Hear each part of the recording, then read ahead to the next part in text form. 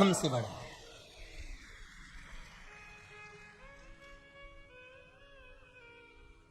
वो हमसे बड़ा है। इसीलिए शायद कहते होंगे कि भगत के वश में,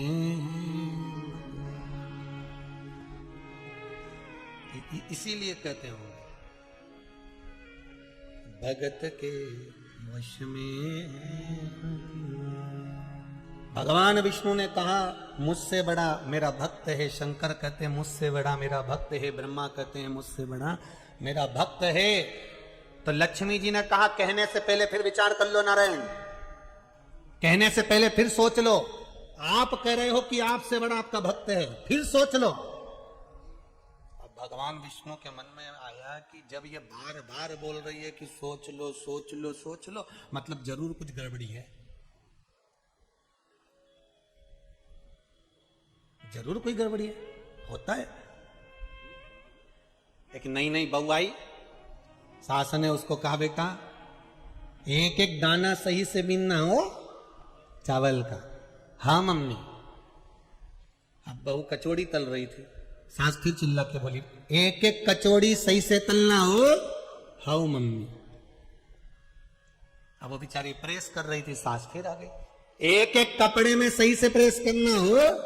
हाँ मम्मी। अब आज बहू नहाने के लिए बाथरूम में गई, 3 घंटे निकल के बाहर नहीं आई, तो सास ने आवाज लगाया बेटा रोटी वोटी नहीं बनाना, तू बाथरूम में बैठी हुई है क्या कर रही है?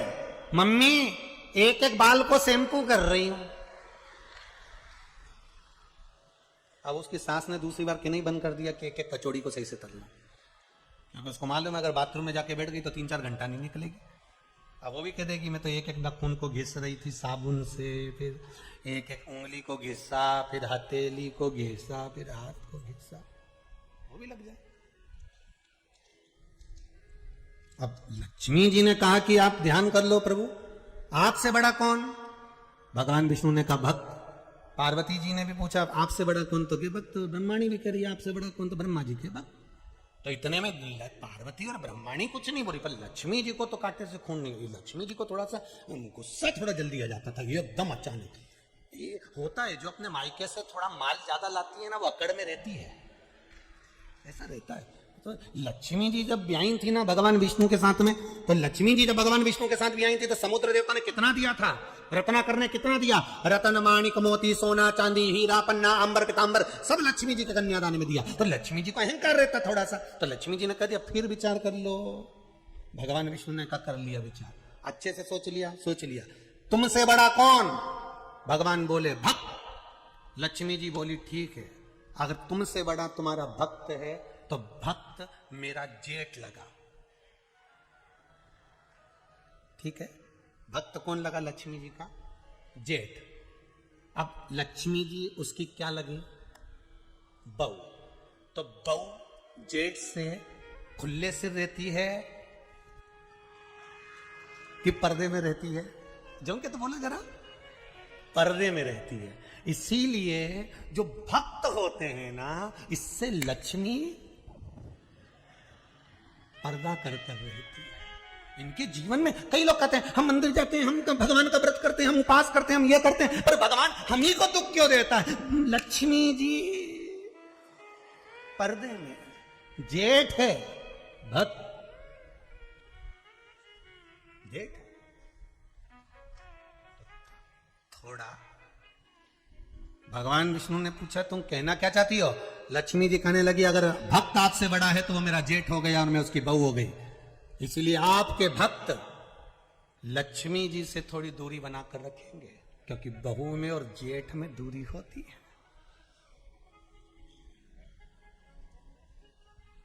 नारायण मन में सोचे हो गया कल्याण।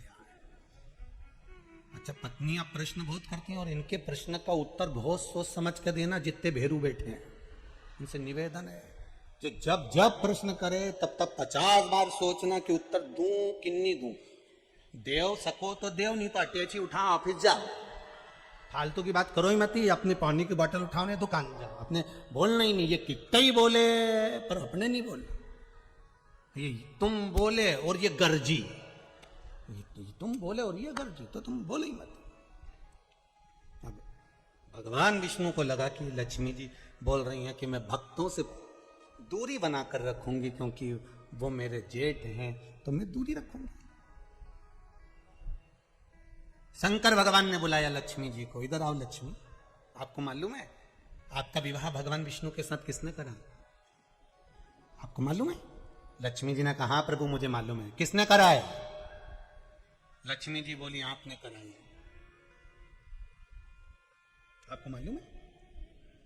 आपकी मां ख्याति देवी, लक्ष्मी जी की मां का नाम था ख्याति। आपकी मां ख्याति देवी मेरे मंदिर में आती, मेरी पूजन करती, मेरी आराधना करती, मेरा स्मरण करती, और अपनी बेटी लक्ष्मी जी का विवाह मेरे साथ करना चाहती थी, पर मैं तुमसे विवाह नहीं करना चाहता था, क्योंकि नारायण आपको स्नेह करते थे, इसलिए आपका विवाह लक्ष्मी जी के साथ मैंने कराया। लक्ष्मी, आपका विवाह नारायण के साथ मैंने कराया है, और अगर मैंने विवाह कराया है तो मैं कौन तुम्हारा?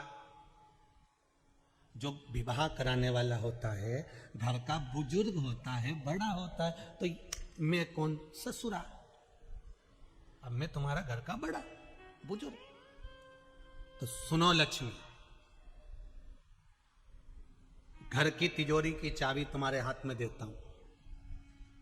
अभी तक तुम लक्ष्मी थी, केवल अभी तक केवल तुम लक्ष्मी थी। लक्ष्मी, आज से मैं अपनी तिजोरी की चाबी तुम्हें देता हूं, मतलब तुम्हारे घर में कोई भी आएगा, चाहे भक्त आए चाहे साधारण सा व्यक्ति आए, सबको लक्ष्मी देना पड़ेगी। तो तुम्हें तिजोरी की चाबी दे रहा हूं। आज से मेरा महादेव नाम का आगे का नाम महा तुझे दे रहा हूं। आज से तू लक्ष्मी नहीं रही, क्या नाम पड़ गया? जम के बोलिए जरा। महालक्ष्मी हो गई। मैंने अपना महासंबोधन तेरे को दे दिया, मतलब तिजोरी की चाबी तेरे को। अब भगवान विष्णु खुश हो गए। भगवान विष्णु ने कहा वाह वाह प्रभु, बड़ी गजब कर दी आपने। ये तो भक्तों से दूरी बना रही थी, पर आपने कृपा कर दी और आपने इसको महालक्ष्मी बना दिया। भगवान शंकर ने कहा सुनो लक्ष्मी, आज से मैंने आपको महालक्ष्मी बनाया है, पर एक बात का ध्यान रखना लक्ष्मी। सुन लक्ष्मी, भक्त हो चाहे साधारण सा मानव हो, जब शंकर का स्मरण करेगा, शिव नाम की भक्ति करेगा, चाहे वो किसी का भी भक्त हो, चाहे वो राम का, कृष्ण का, नारायण का, किसी का भी भक्त हो, अगर शंकर का नाम लेता है तो लक्ष्मी तुझे उसका भंडार भरना ही पड़ेगा, चाहे कोई भी। लक्ष्मी को महालक्ष्मी तू भंडार भर।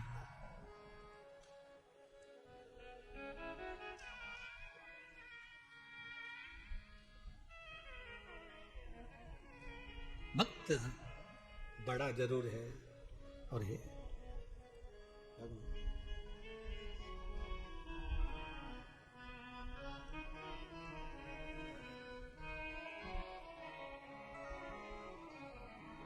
भक्त बड़ा, भगवान मान। भगत के वश में है, भगत के वश में है भगवान। भगत बिना ये कुछ भी नहीं है,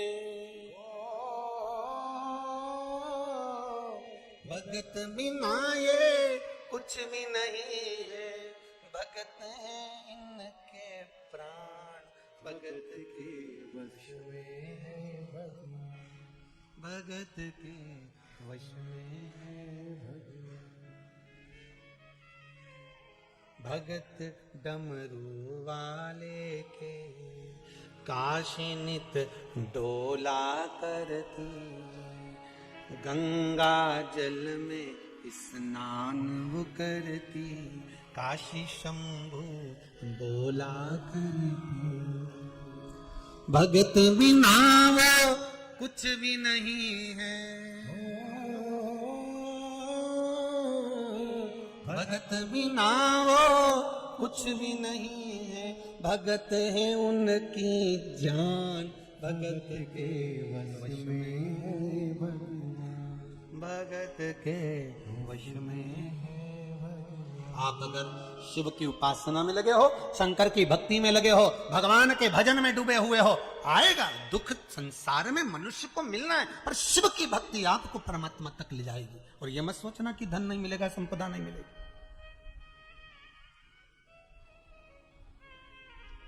कई लोग कहते हैं शंकर मुक्ति के देवता, कई लोग कहते हैं शिव मुक्त कर देते हैं, शिव मोक्ष के देवता हैं। पर शिव महापुराण की कथा कहती है शंकर लक्ष्मी के भी देवता हैं। शिव का नाम लेने पर जितना जितना शंकर का हम नाम लेते चले जाते हैं, शिव भक्ति में हम जैसे जैसे डूबते चले जाते हैं, वैसे वैसे मेरा वो घरदानी लक्ष्मी भी देते चले जाता है। वो कमी नहीं रखता, कमी नहीं रखता। अकाल मृत्यु वो मरे, जो काम करे चंडाल का, काल उसका क्या बिगाड़े, जो भक्त हो महाकाल का। जो शंकर का उपासक हो, शिव भक्ति में डूबने वाला हो, उसका बाल बांका नहीं हो सकता। ये पत्र में लिखा किसी बहन ने, बड़ा सुंदर लिखा।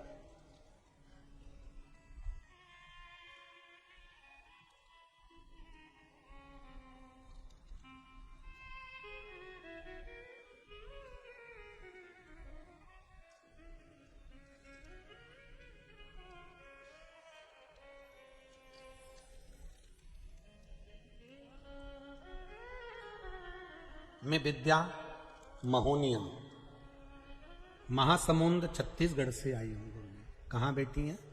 जहाँ बैठी हो आप ही हैं। दोनों हाथ उठा दो एक बार। हर हर महादेव।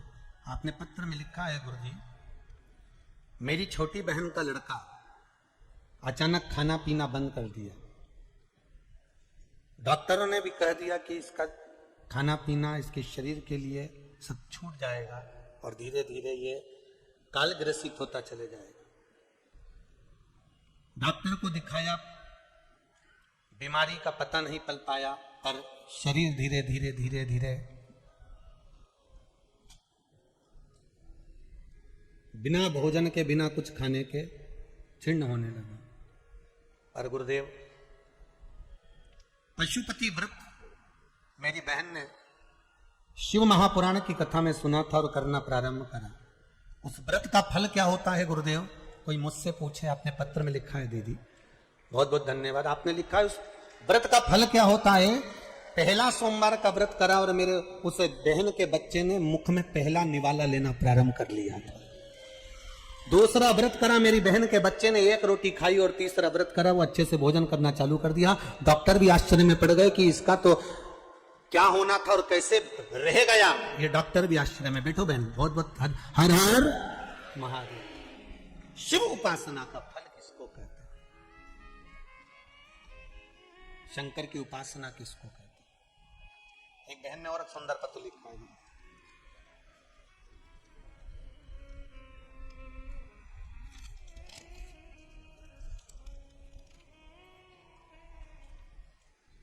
मार्च के महीने से गुरुदेव कथा सुन रहे हैं। मेरे भाई की शादी नहीं हो रही थी। पत्र में नाम नहीं लिखा है, जिसका भी होगा। गुरुदेव भगवान शिव की भक्ति का ऐसा भाव प्रकट करा। आपने जो उपाय बताया था शिव महापुराण में, वो करा। 5 सालों से भाई के विवाह के लिए आप ही ने लिखा है पत्र बहन। एक बार दोनों हाथ उठाकर हर हर महादेव कह दो। हर हर। कहां से आए हो? आपने लिखा तो नहीं है इसमें। पत्र में लिखा है मेरे भाई की शादी नहीं हो रही थी। 5 सालों से परिवार बहुत परेशानी में था, विवाह नहीं हो रहा है। सबने कह दिया था विवाह होगा भी नहीं, पर ऐसी कृपा हुई, आपने जो उपाय बताया था वो करा, और 3 महीने में मेरे भाई का संबंध पक्का हो गया और उसकी शादी जुलाई हो गई। हर हर। बैठिए बहन, बैठिए, बहुत बहुत धन्यवाद। हर हर। शिव कृपा किसको कहते हैं? शंकर का केवल अनुमोदन, शिव का केवल स्मरण। देने वाला ही भर जाए। जिसने मनुष्य का शरीर दिया है, मानव की देह दिए, मानव का शरीर जिसने दिया है, देने वाला ही भर जाएगा। तेरा जीवन बाबा से निवेदन करो, क्यों नहीं देगा?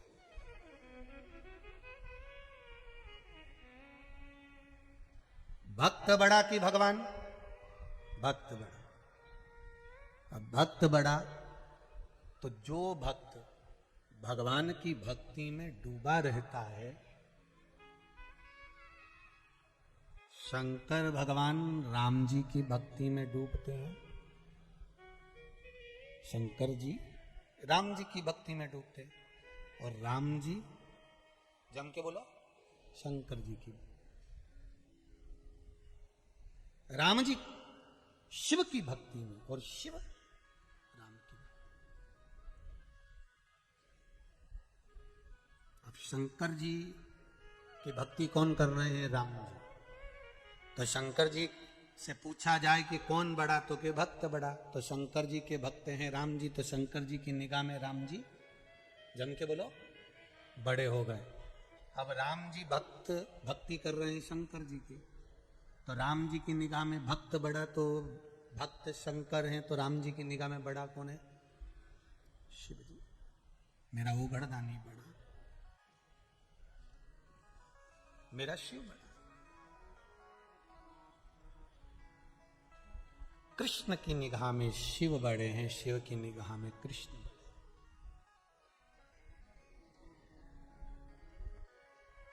जितने जितने भक्त हैं ना शंकर की कथा सुनने वाले, शिव भक्ति में ये प्रथम है। इनकी भक्ति को कोई कुछ नहीं कह सकता। और आज के जमाने में जो शंकर जी के भगत हैं ना, जो शिव महापुराण सुन सुन के जो शिव के भक्त हो गए, इनको लोग देख देख के पागल समझते हैं कि ये तो पागल हो गई है शंकर की कथा। 24 घंटे एक ही काम, शिव महापुराण। जब मोबाइल खोलेगी शिव पुराण, जब टीवी खोले शिव पुराण, जब फेसबुक व्हाट्सएप मोबाइल केवल शिव पुराण। इससे बढ़कर और क्या चाहिए? पहले लोग व्हाट्सएप खोलते थे तो कहीं क्या क्या देखते थे, अब कम से कम शंकर को तो देख रहे।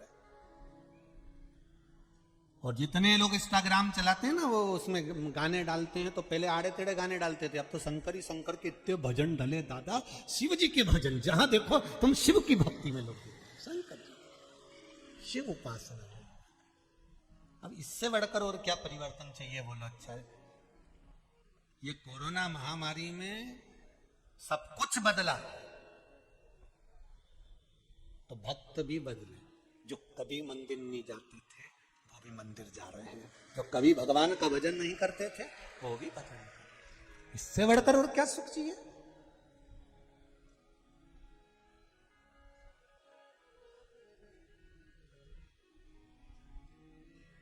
और फिर सुन लो रे धान के कटोरे वाले,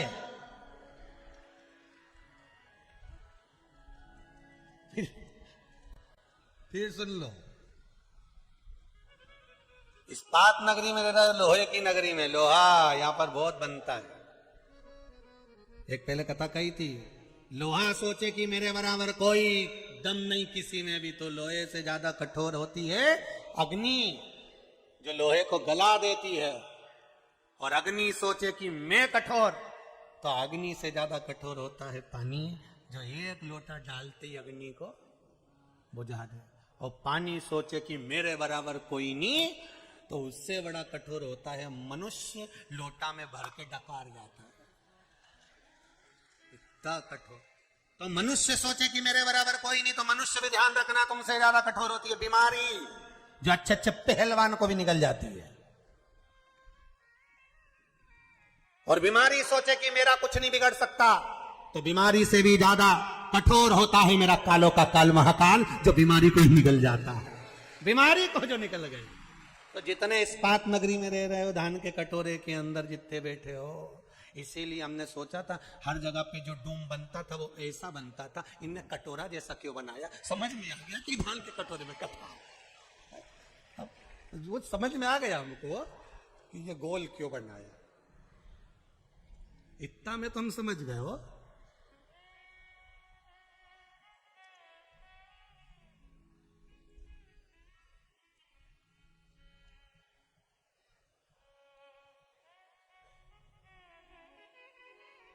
अब सवेरे सवेरे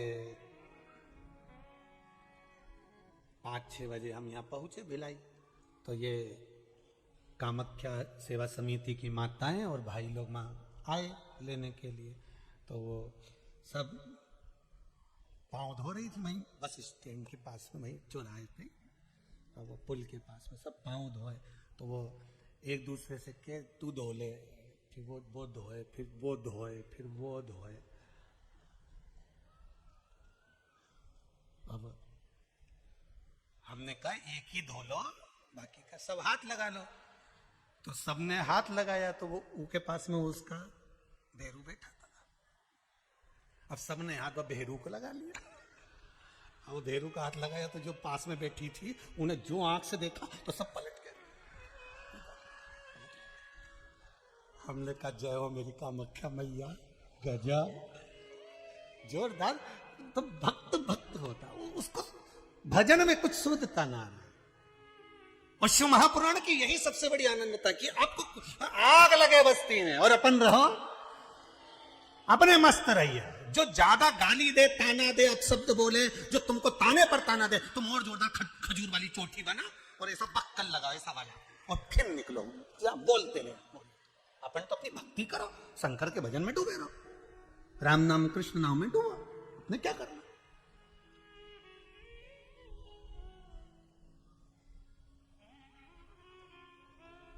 महाराज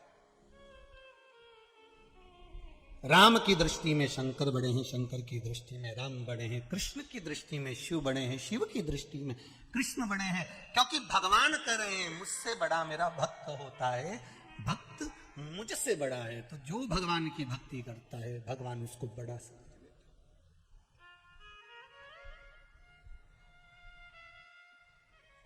फिर वो कैसा भी भक्त हो।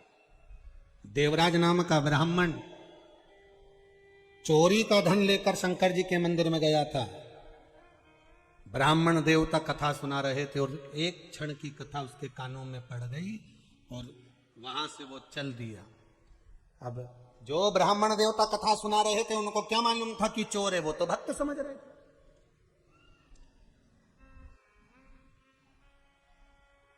उनको नहीं मालूम कि ये चोर है, उनको तो भक्त समझ रहे।